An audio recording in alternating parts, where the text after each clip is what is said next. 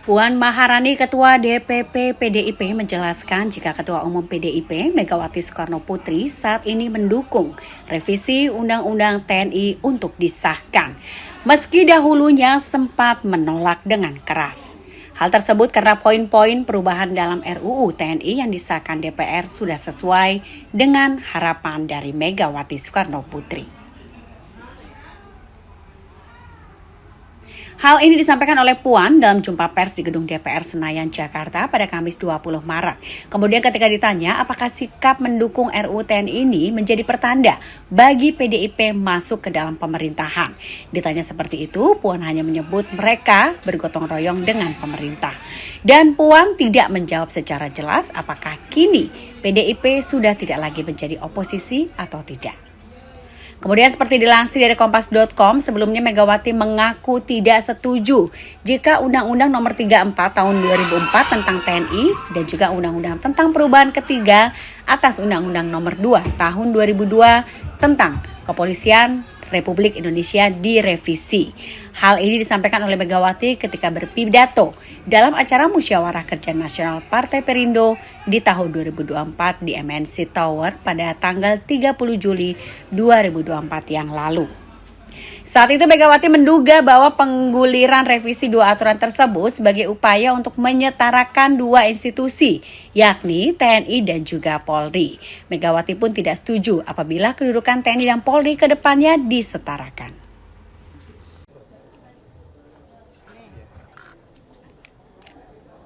Ya, Pak, langsung mau tanya.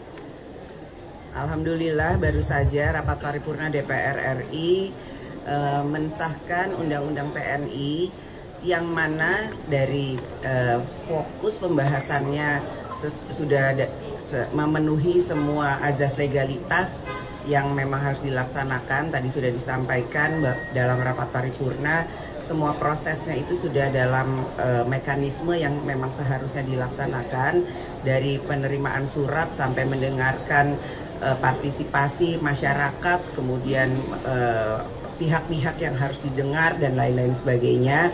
Bahkan pembahasannya pun dilaksanakan secara terbuka. Kami dari DPR dan pemerintah menerima masukan dan aspirasi dari seluruh elemen masyarakat yang dianggap penting dan perlu. Tentu saja juga masukan dari mahasiswa, perwakilan mahasiswa juga sudah kami dengarkan.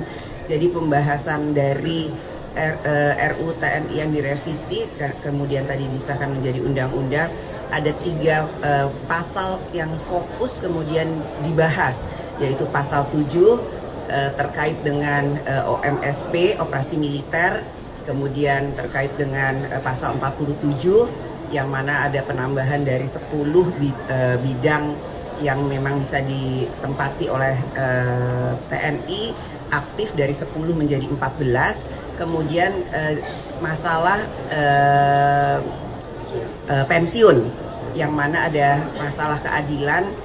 Jadi hanya 3 hal tersebut, dan tadi kami juga sudah menegaskan bahwa kami DPR RI dan pemerintah tetap menegaskan bahwa tetap mengedepankan supremasi sipil, kemudian hak-hak demokrasi, kemudian juga hak asasi manusia sesuai dengan aturan perundangan di Indonesia dan internasional. Jadi kami berharap dan menghimbau adik-adik mahasiswa yang saat ini mungkin masih belum mendapatkan penjelasan atau keterangan yang dibutuhkan, nanti kami siap untuk memberikan penjelasan bahwa apa yang dikhawatirkan, apa yang dicurigai bahwa ada berita-berita yang kemudian revisi Undang-Undang TNI ini tidak akan sesuai dengan yang diharapkan, insya Allah tidak. Dan kami juga berharap bahwa revisi Undang-Undang TNI yang kemudian tadi sudah disahkan adalah nantinya ke depan akan bisa bermanfaat bagi pembangunan bangsa dan negara. Ini jadi kritik dari yang menjadi kritik dari pembahasan RUU TNI adalah pembahasannya yang dilakukan secara tertutup, Mbak Puan. Dalam artian sampai saat ini draftnya belum ada yang menerima, draft yang sudah disahkan dan diketuk palu hari ini belum ada yang menerima, dan semalam juga sempat ada pertemuan tertutup antara Komisi 1 dengan Menteri Hukum dan pemerintah lainnya. Nah, ini yang menjadi kritik adalah pembahasan yang secara tertutup. Ini bagaimana, Mbak Puan? Setelah disahkan, tentu saja nanti akan kami berikan apa yang sudah akan diputuskan. Tapi tadi yang seperti saya sampaikan, 3 hal yang kemudian menjadi perbincangan atau kemudian hal-hal yang kemudian diisukan, dicurigai tidak seperti yang diharapkan, insya Allah tidak akan terjadi. Kemarin Koalisi Masyarakat Sipil juga mengkhawatirkan TNI bisa ikut mengawasi jalannya demo nanti setelah undang-undang ini berlaku gitu. Dari DPR memastikan itu seperti apa? Tidak ada, nanti bisa dicek, tidak ada. Kita tetap mengedepankan supremasi sipil. Karena publikasi agenda-agenda rapat ini tidak terpublikasi, baik itu juga kepada wartawan karena dadakan dan tertutup. Itu alasannya kenapa ya, Mbak? Dalam pembahasan selalu ada media, dan setelah keluar dari ruangan, Panja selalu memberikan penjelasan apa saja yang sudah dibahas. Namun karena memang belum selesai pembahasannya dalam pembahasan tersebut, tentu saja itu belum bisa menjadi satu hal yang menjadi keputusan. Jadi hari ini karena memang sudah diputuskan antara DPR RI dan pemerintah, ini menjadi satu keputusan yang memang sudah disepakati. Nanti silakan dilihat. Mbak Puan, izin isu lain soal penemuan ladang ganja di Bromo. Mbak Puan, ini dari pimpinan DPR bagaimana sih Mbak menyikapi dan menindaklanjuti ke depannya?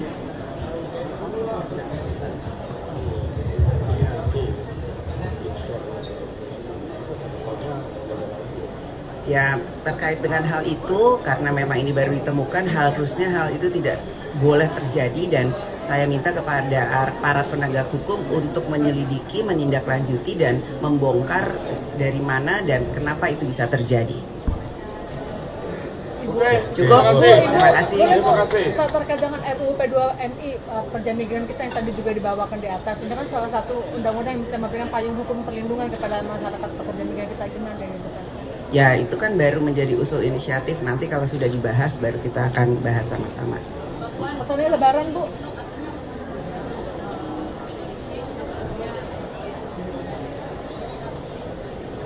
Kami di sini di DPR bersama-sama bergotong royong akan bersama-sama dengan pemerintah demi bangsa dan negara. Sikap Ibu Ya, seperti apa? mendukung. Karena memang sesuai dengan apa yang diharapkan. Ibu terkait Lebaran bahwa tadi kan yang baru hanya 3, tapi untuk larangan berbisnis apakah masih sama bahwa TNI tidak boleh berbisnis? Nah, tetap dilarang, tidak boleh berbisnis, tidak boleh menjadi anggota partai politik, dan ada beberapa lagi itu harus, dan bahkan kalau di luar dari pasal 47 bahwa ada 14 kementerian lembaga yang boleh diduduki TNI aktif, yang TNI aktif itu harus mundur atau pensiun dini. Jadi tolong jangan ada kecurigaan, jangan salah berprasangka dulu. Mari kita sama-sama baca dengan baik setelah undang-undang ini disahkan. Kita jangan belum apa-apa berburuk sangka. Ini bulan Ramadan, bulan penuh berkah.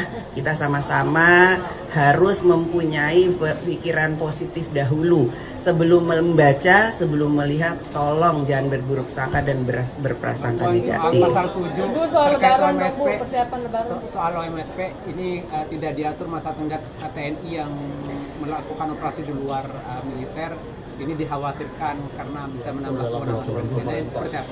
Itu nanti diatur dalam PP, dan insya Allah jangan sampai terjadi ada operasi militer. Ini kan hanya untuk antisipasi dan mitigasi.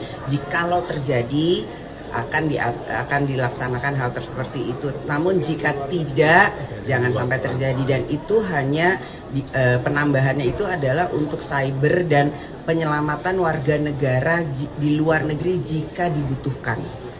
Persiapan Apa? Loh, sudah ada di undang-undang. Udah ada di undang-undang, kita kan berpayungnya payung undang-undang. Wah, ini udah terlalu. Mbak Puan, kemarin ada desakan RUU Polri supaya segera dibahas karena KUHP sekarang lagi digarap di Komisi 3. Ini seperti apa, Mbak? Belum ada surprise dan kita lihat lagi ya. Udah dulu, ini lagi lebaran, nanti habis lagi puasa mau menuju lebaran, ini udah jam kritis. Iya benar. Ya, terima kasih. Iya, thank you. Bang Das kok nggak ada?